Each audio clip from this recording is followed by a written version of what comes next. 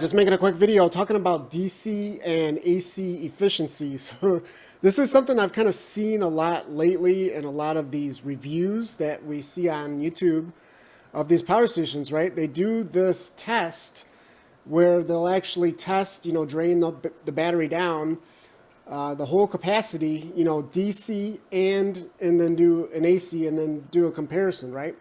And, typically we like to see ideally somewhere around 90%, but usually we end up seeing between 80 and 90%. But the thing is that I've kind of started to see a lot of lately, and I haven't really seen anybody really bother to explain this, at least, that I've seen, is that, they'll do the AC test, and let's just say it's like 88%, right? 88% from AC, and then they'll do the DC test, and it'll be like 86%, right? So actually less. So so I just kind of wanted to make a video talking about this. The reason that can happen is really there's a couple of factors that come into play. Number one is just the time, right? The time of the test. This is something a lot of times they just don't mention.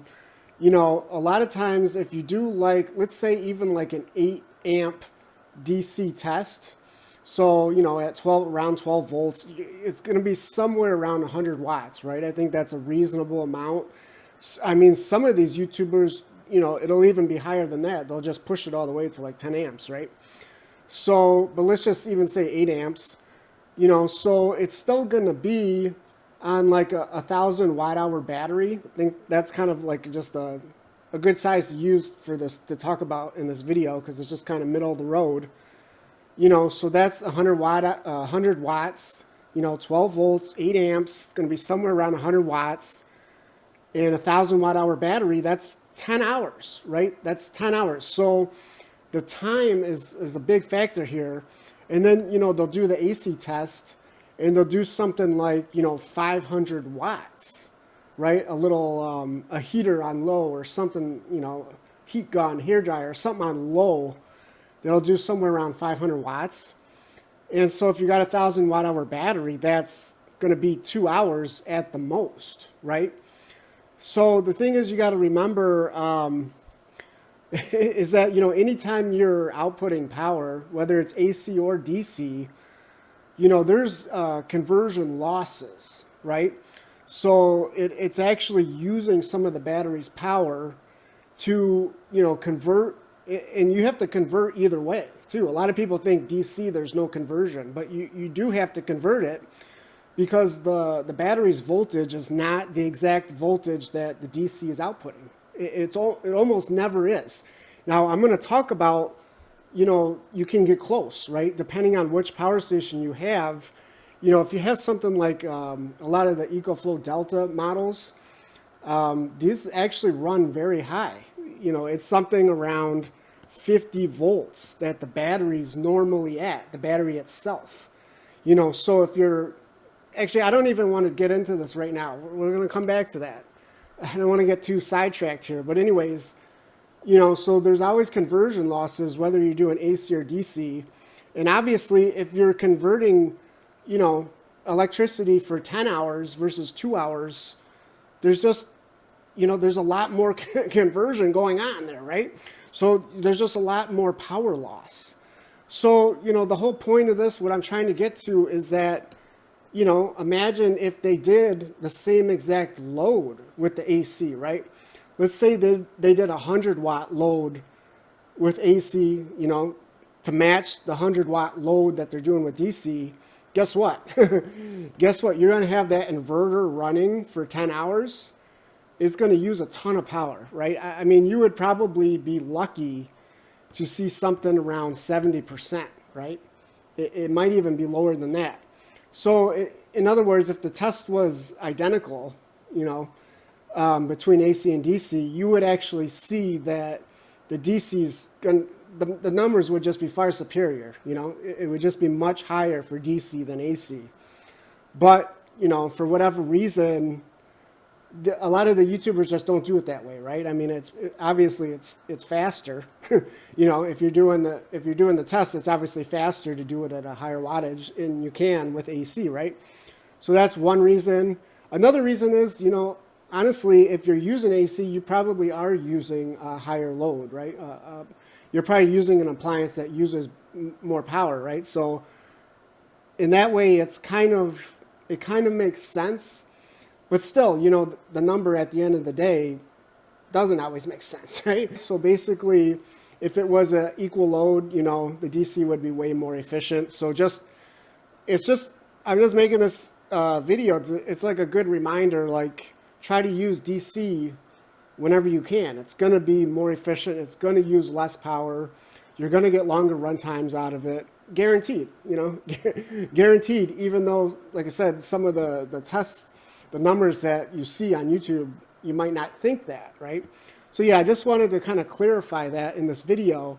And then to kind of go back to what I was, you know, I didn't want to get too sidetracked, but to go back to this, you know, it also depends on what power station you're using and what the actual nominal voltage of the battery is, right? So, you know, like I was trying to say here, is that with the EcoFlow Delta models, you know, they actually have very high voltage. It's somewhere around 50 volts that the batteries are sitting at, right? So if you're outputting USB, right, or you're outputting 12 volt, the 12 volt, you know, regulated 12 volt, anytime you got to convert, you know, you got to convert basically the battery's voltage down to, you know, USB-C at its most is 20 volts. Regular USB-A, you know, is 5 volts, right? So that's a lot less. And where was that picture I was using? I like that one picture I had. Oh, there it is. So yeah, so, you know, USB-A, 5 volts, USB-C, you know, can go up to 20 volts, but still, that's a lot less than 50 volts, right? It's a lot less. So, you know, you're just gonna have more conversion losses, basically.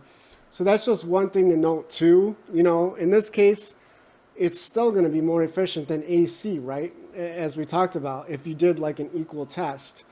But it's just gonna have higher losses, right? The DC isn't gonna be as efficient as it could be. So that's where, again, a lot of times smaller power stations with smaller batteries, they usually have those batteries, the way they're wired up, basically there's just less cells in series, so the overall voltage of the battery is just less. Like this Jackery 300 Plus, this new little Jackery, guess what? The nominal voltage is somewhere actually around 12 volts. So, you know, if you're outputting, you know, the 12 volt car socket there, that's regulated probably right around 13 volts. Very little energy to convert that, right? Because it's almost the same already, you know? And then even the USB, as we talked about, between 5 and 20 volts, it's in that neighborhood, right? So there's just going to be less conversion losses on the DC side, typically with smaller power stations. And if you don't know what your power station's battery voltage is, look at the bottom. Look at the bottom. There's usually that tag that has all the specs on it. They almost always put the battery's voltage next to the capacity, next to the watt hours. So, you know, you can just look and check and see, maybe you have multiple power stations. Check and see which one might be the most efficient for running 12 volt USB stuff, right? You can do that.